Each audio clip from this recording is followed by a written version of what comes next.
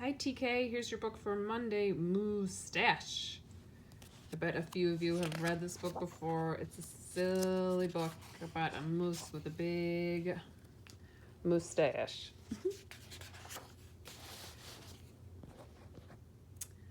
Moose had a problem, a horrible, hairy, prickly problem. It grew right below his nostrils and just above his upper lip.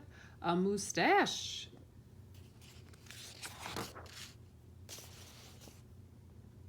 Now not a few spare hairs or shy little stubble, no mere weak and wandering whiskers on the upper lip of this moose, no siree. Moose had a big, bushy, bristly, mighty moustache, but a moustache that was burly, surly, mingly mess, and it itched a lot. Sure, he plucked and he tweezed, he even clipped, snipped, and teased, but his combs were still cowards, and his brushes rebelled. His scissors simply surrendered. Moose was in a frizzy tizzy. The moustache was completely crimping his style. He was a great hoofer, but he could barely bop and hip hop with a moustache going flip flop.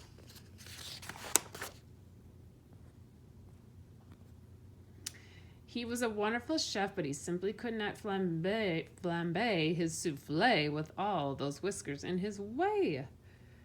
And he was a daring skier, but how could he downhill race with the mighty moustache blowing in his face? Moose had to do something, and soon, but what?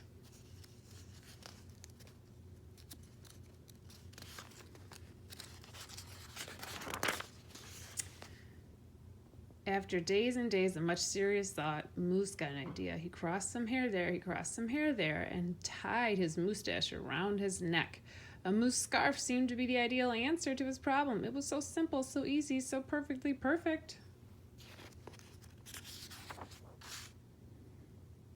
But then his moustache got knotted and mingled and horribly tangled, and those hundreds of hairs still prickled and tickled. Worse, Moose could barely take a breath with all that moustache wrapped around his neck.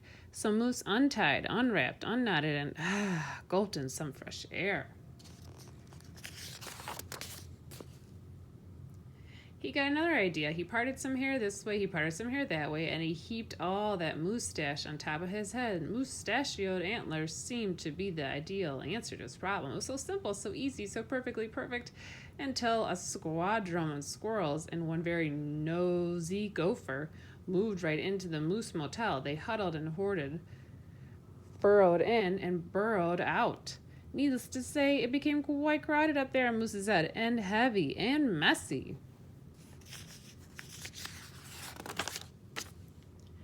And very, very noisy. The squirrely chitting and chatting squeals and squawks woke Moose every morning before the crack of dawn, and the gopher was giving the moose one hairy headache. Moose needed his sleep. He needed his rest. He needed his privacy. Moustachioed antlers nuts, said Moose. So he unparted and unpiled, untwisted and untwined, and said adios to the hairy horns.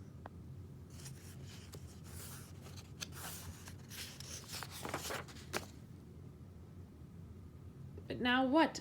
What? The miserable moose took hold of a hunk of hair and he rustled it. Then he roped it and tethered and tied and tamed. A moose tail.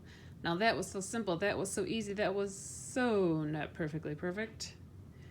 Talk about dizzy do. Moose didn't know if he was coming or going, backward, forward, this way or that. He didn't know which end was which. Moose had to bail on the tail.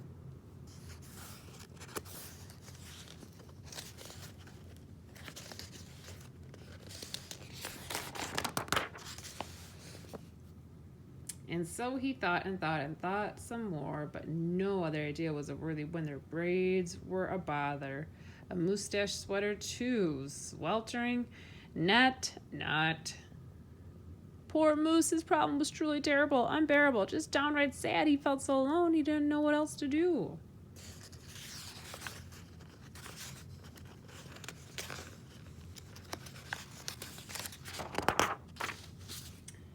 Then call it fate, call it destiny. It was probably dumb luck, but one day Moose tripped on his moustache and just had no time to duck. Pardon me, they both said as they bumped. Then they blinked and they stared, and their hearts went thump-a-thump. She was a moose with a bouffant so bodacious, outrageous. Well, it was just plain old big, hair after hair piled higher than high. A sky-scraping dew of glorious curls, a tower of swirling twists and twirls. She was simply splendid, stupendous, absolutely superb.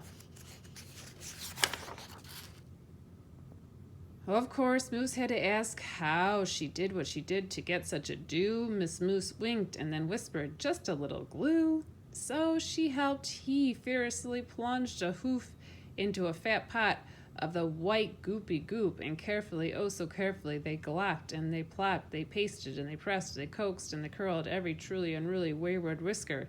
Around and around they tweaked and twirled those horrible hairs until Moose's once mangly mess was now a wondrous winding wave of marvelous moustache. Moose gazed in the mirror and smiled a broad, moosey smile. He was so happy, so glad, just giddy with glee. He looked dashing and handsome. Moose gushed, "Is that really me?"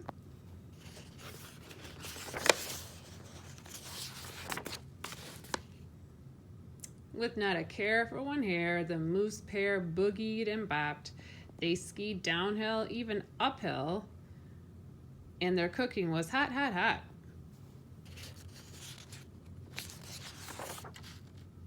So, of course, it wasn't long after that Moose and his moustache and his beautiful bride foxtrotted and tangled and waltzed down the aisle. Good hair days, bad hair days, they vowed to love and to cherish, and with hearts heaped with love and pots filled with goop, they both sighed, "I do, Glue," and promised never to part.